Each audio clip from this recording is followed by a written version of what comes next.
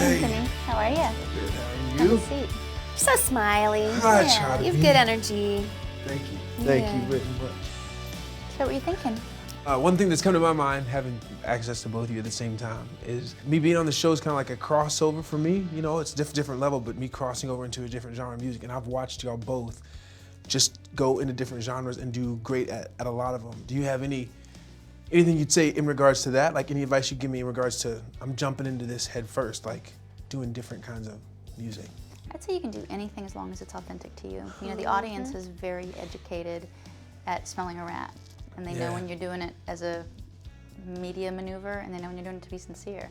So as long as it comes from your heart and it's something you can own, people will own it right along with you. I second that all the way. I was actually going to say, if you believe it, the audience will believe it. You don't want it to come off, you know, manufactured or like it's a label push for you.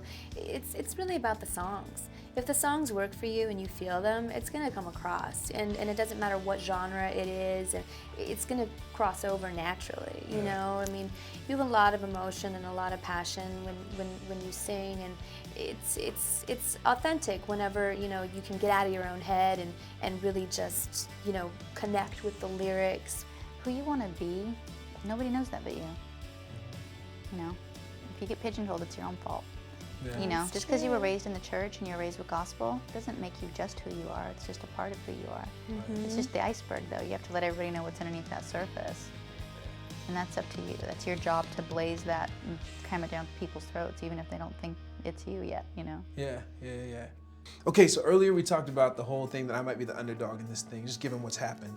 I know we're here now, but you said, Jewel, you said you kind of like that sometimes. So what's that about? And I want to hear what you think about that vibe too, Christina. If I had two positions to pick, I'd always pick being the underdog.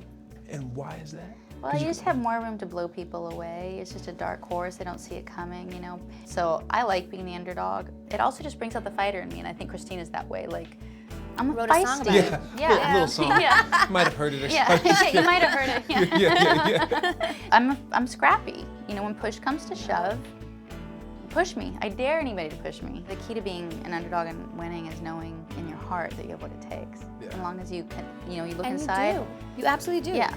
You sounded beautiful today. Thank you. Well, good job.